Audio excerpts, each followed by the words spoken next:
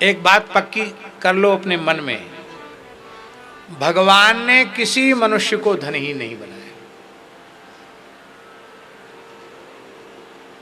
भगवान ने किसी भी मनुष्य को निर्धन नहीं बनाया।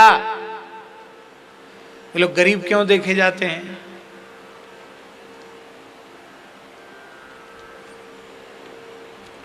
शास्त्रों में लिखा है दारिद्र्यम आत्मदोषेण, आत्मदोष से मनुष्य दरिद्र होता है। दारिद्र्यम आत्मदोषेण पितृदोषेण मूर्खता, पिता के दोष से मूर्ख होता है, अपने दोष से दरिद्र होता है। और दुशीलम मातृदोषेण, माता की कमी से दुराचारी होता है। माता या परम पतिव्रता होगी तो पुत्र कभी दुराचारी नहीं होगा।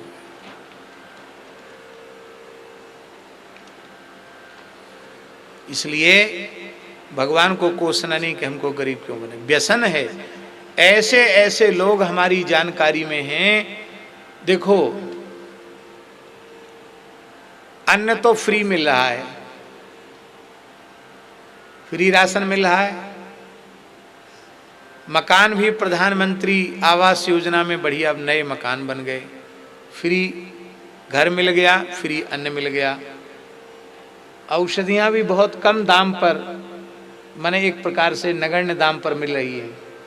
और घर में 8-10 सदस्य हैं तो सबके सब कमा रहे हैं, खेती पाती नौकरी मजदूरी मेहनत सब कर रहे हैं। और सबका मासिक जो धन है वो जोड़ लिया जाए तो अन्न तो फ्री मिल रहा है, मकान फ्री हो गया, और सब लोग परिश्रम पूर्वक कमा रहे हैं, तो कितने जल्दी घर की गरीबी दूर होनी चाहिए बोलो। पर उस धन का क्या हो रहा है? शराब पी रहे हैं, जुआ खेल जा रहे हैं, अथवा मांस खा रहे हैं। तो पूरे घर ने मिलके पैसा कमाया और फिर रात को खा पी के सब।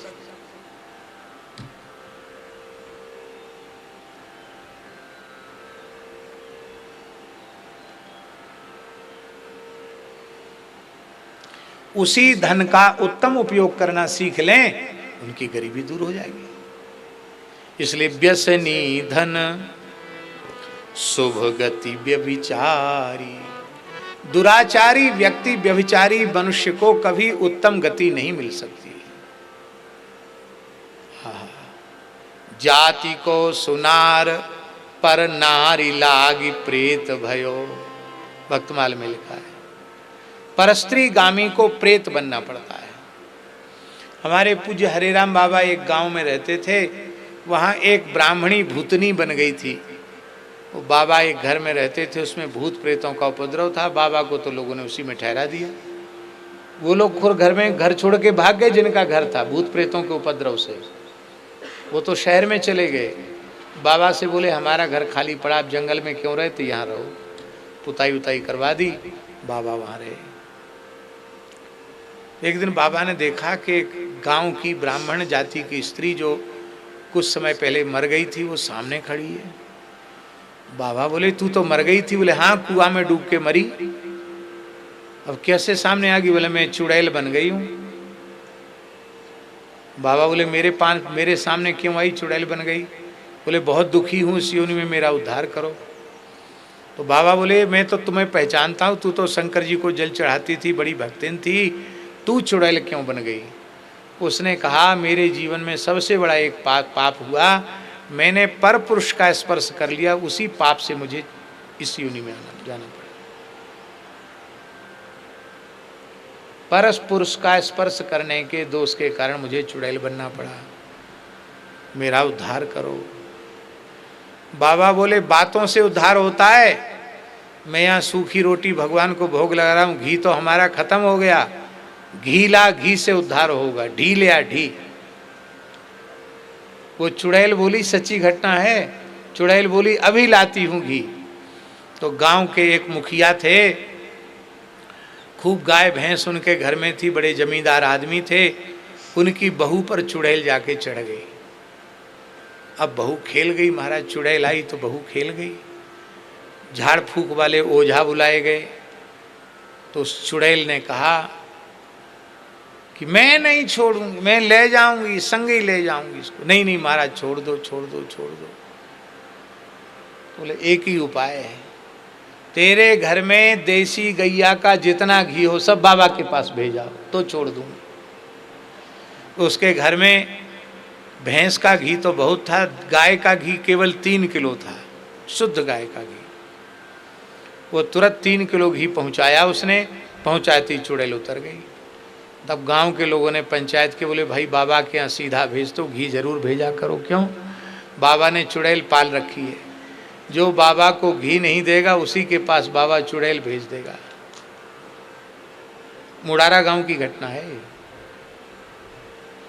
फिर हमारे महाराज जी आए, भक्तमाली जी महाराज, हम भी थे साथ में। तो बाबा बोले भाई इसमें 10-15 भूत प्रेत हैं इस घर में, इनका उद्धार करना पड़ेगा। इनका, ये बेचारे हमारी सेवा करते हैं, इनका उद्धार करना पड़ेगा। महाराज जी बोले कैसे होगा बाबा, आप ही बताओ। बोले ये शिव जी के भगत हैं, शिव पुराण सुनने से इनका उद्धार होगा। तो पूज्य गुरुदेव भक्तमाली जी ने शिव पुराण की कथा कही और उन सब भूतों का उद्धार हुआ। ये घटना मेरे सामने घटी हुई घटना है। तो ये प्रत्यक्ष प्रमाण देखने को मिला कि इसलिए मनुष्य को, चाहे स्त्री हो या पुरुष, उसको अपने चरित्र को पवित्र बनाकर रखना चाहिए। देखो, यदि कोई विरक्त साधु है, गृह त्यागी साधु है, तो यदि अपने साधु जीवन को सफल बनाना चाहता है तो धन मात्र और स्त्री मात्र के आकर्षण को विष के समान त्याग दे। फिर कम भजन साधन करेगा तो भी उसका कल्याण हो जाएगा। यदि कोई गृहस्थाश्रम में रहकर ही भजन साधन करता हुआ अपना परम कल्याण चाहता है तो वह परधन और परस्त्री के आकर्षण को विष के समान त्याग दे और फिर भजन सत्संग करे। उसको घर द्वार छोड़ के कहीं जाने की जरूरत नहीं है, उसका घर में ही कल्याण हो जाएगा। ज्ञेयस्य नित्य सन्यासी यो न द्वेष्टि न कांक्षति। न किसी से कुछ चाहता है, न किसी से द्वेष है, वो तो नित्य सन्यासी है।